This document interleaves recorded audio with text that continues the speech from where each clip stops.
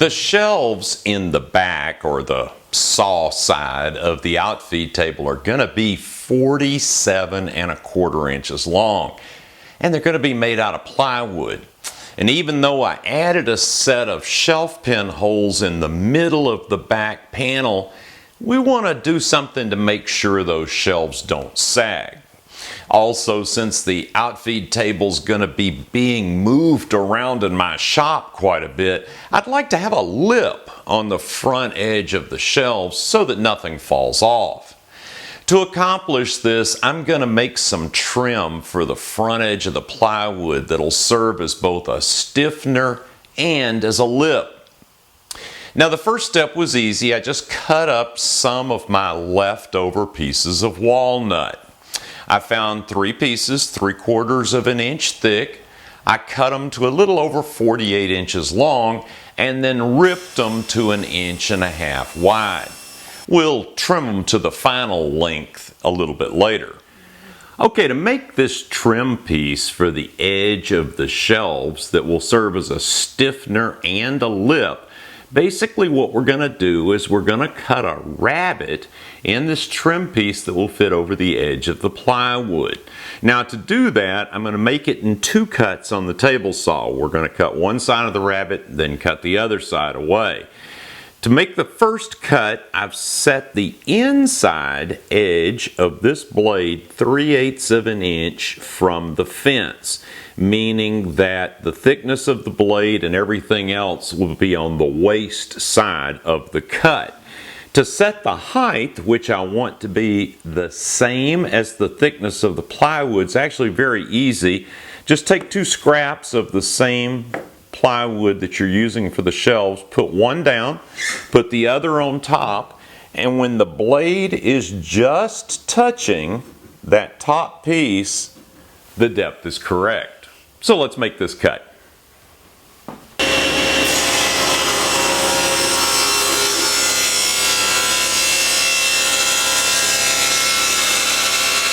Okay, the next step is to cut away the waste. Make the second cut and form our rabbet. So what I've done is I've set up the blade lined up with this cut so it cuts just the waist. I've lowered it to 3/8 of an inch so it doesn't cut into this other piece, and I think we're ready to go. Now, the key on these types of cuts is to make sure that your offcut, your waist piece, is away from the fence so it has a place to go and you don't risk any kickback.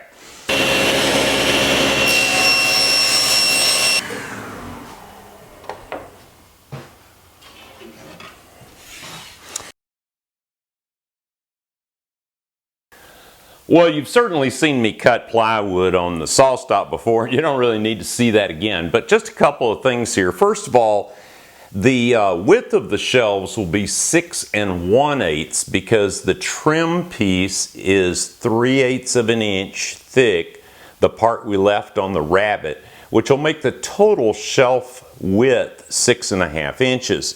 The other thing I wanted to point out is before you catch it and say, oh Steve, you ran the grain direction the wrong way.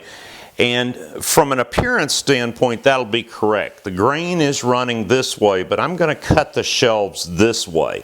And the reason for that is because this so-called cabinet grade plywood is just 5 plies.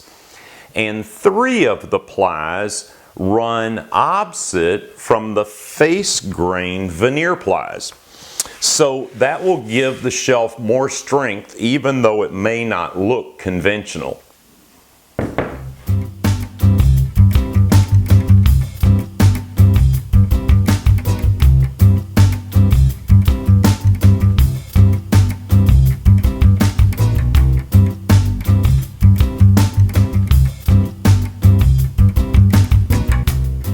With the glue dry, I was able to use the crosscut sled and trim one clean end and then cut the shelf to 47¼ inches to fit in this space in the back. And I think this is going to be pretty nice. For our drawers, we're going to make a simple but nifty little joint that we can make exclusively on the table saw. Let's take a look. Using the dado stack, we're going to make 2 cuts for each joint.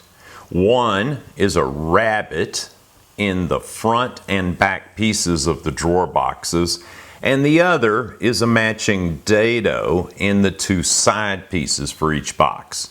You know, with ball bearing shelf slides like we're going to be using in the outfeed table, the tolerances for side to side dimensions for a drawer box are really very tight. We can be +0, meaning we can't be over in that dimension at all.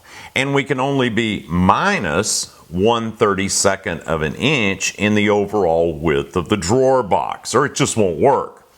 So the 2 most critical dimensions here are the width of this rabbet and the depth of this matching dado. A little tricky to set up, especially with plywood that's not really a full 1/2 inch thick. But once it's set, it'll be pretty easy to make all the drawers quickly. First, though, while we have the regular blade in the SawStop, let's cut all the drawer box parts to size. Alright, so the height of the drawer boxes is 5¼ inches. So I've broken down some pieces of plywood into manageable sizes. I've set the fence for 5¼ inch cut, and I'm just going to cut a whole bunch of strips to get ready to start making the drawers.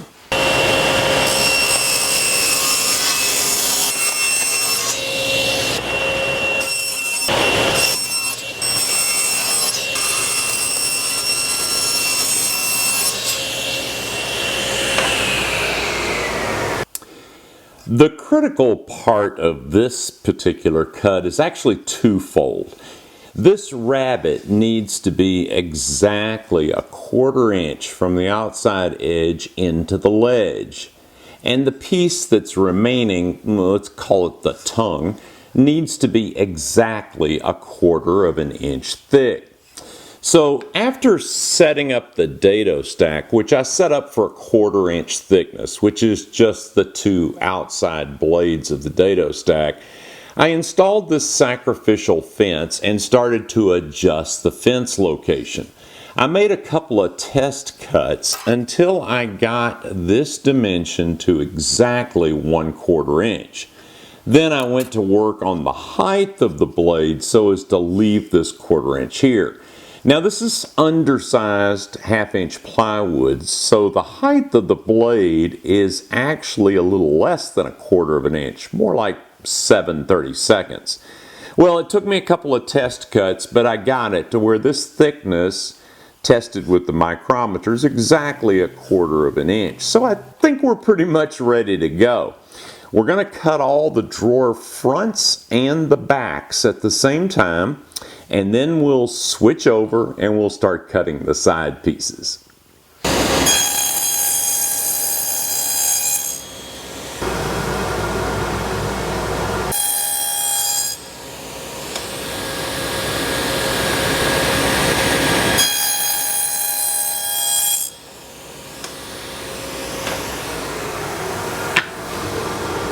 Okay, now with all the rabbets cut, the next step is to cut this dado in the side pieces. And of course, just like this was set 7/32 inch high, that's what we need to do, is to cut 7/32 inch from the edge. And since we made this exactly 1/4 inch, we're going to need to raise the height of the blade just a smidge. Now, getting 7/32 inch away from this is going to be tricky, so we'll just have to run a few tests. All right, let's run a test cut there, and we'll see what that looks like.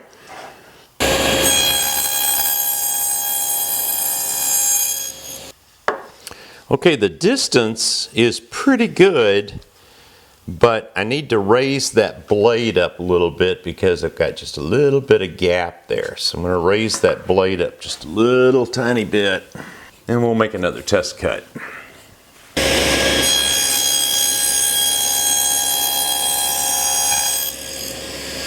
Now, that blade still needs to come up just a little bit.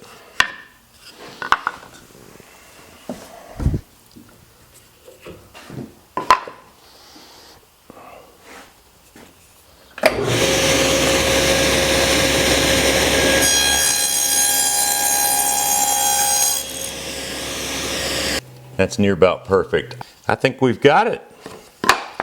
Let's put together a drawer and see what it looks like. All right, well, let's take a look now and see how this is going to go together before we start going crazy here making cuts. Make sure everything's going to fit right. Well, that fit pretty good. Let's get this piece in. Oops. Better if I turned it the right way, huh? Well, it fits snugly.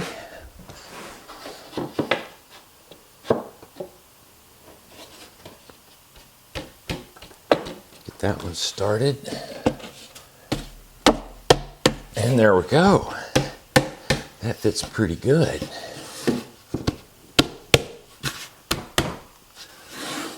All right, I think that's going to make a pretty decent drawer. Well, I've got all these drawers just dry fit together, no glue, but I'm going to label them and make sure I keep them in the same orientation because I kind of like the way they're shaping up and looking.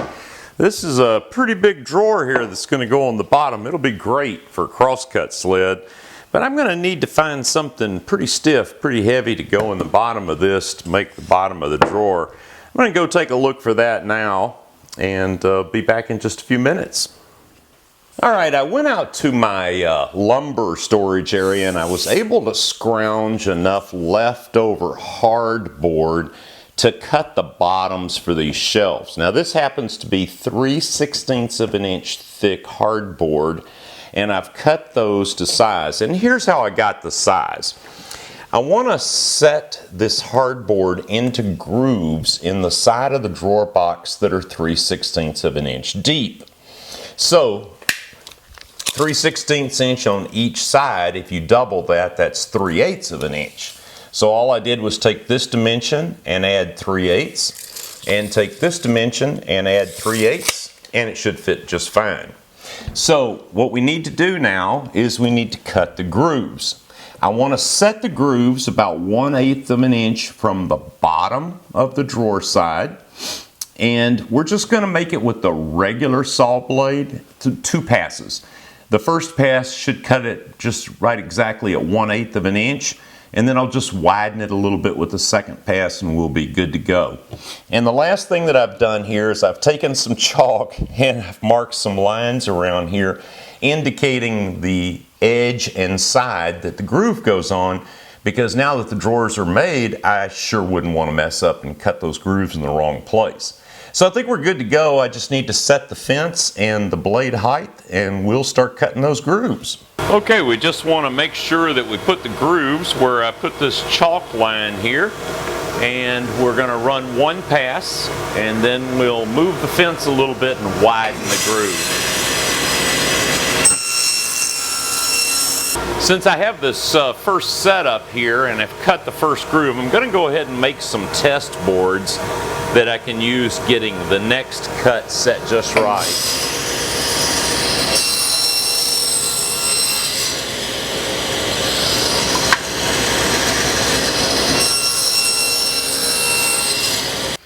All right, now what I've done, since the blade is 1/8 of an inch thick, so our first cut was 1/8 of an inch, I've moved the fence over 1/16 of an inch to widen that. Now should be 3/16 of an inch. Actually, I bumped it maybe an extra 1/64. So let's just see how this works.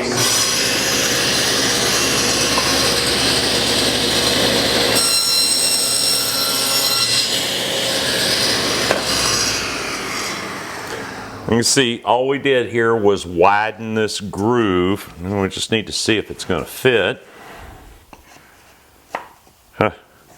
That's actually pretty good. Okay, my sequence for glue up for these drawers is going to be pretty straightforward. I'm going to start with the longer piece, put a little glue in this groove. I'm going to put some glue in these joints here and in this groove, and I'm going to put these 3 pieces together. I'm going to stand it up, slide the panel in, and then glue the last piece in. Alright, after I got the glue on and got the drawer assembled and clamped up, I actually moved these clamps down to the side. And I did that just so I could access the corners easily and measure corner to corner and make sure the dimensions matched to assure that we were perfectly square. Now the other thing you want to do on a large drawer like that is these side pieces where the ball bearing slides are going to be mounted need to be perfectly straight and parallel to one another. And sometimes on a large drawer, when you clamp the corners, these pieces of plywood on the side can bow or bend a little bit. Easiest way to check that is just measure the outside dimension end to end right near the joint, and then measure it in the middle. And then measure it at the other joint.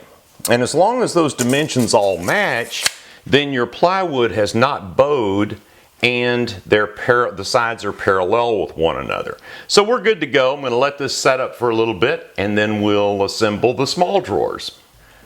Well, the drawers are all glued up and they're in the clamps, just waiting for the glue to set up a little. Now's as good a time as any to go take a coffee break. I know that's what I'm going to do. When you get back, be sure and click on segment 6B and we'll wrap this project up.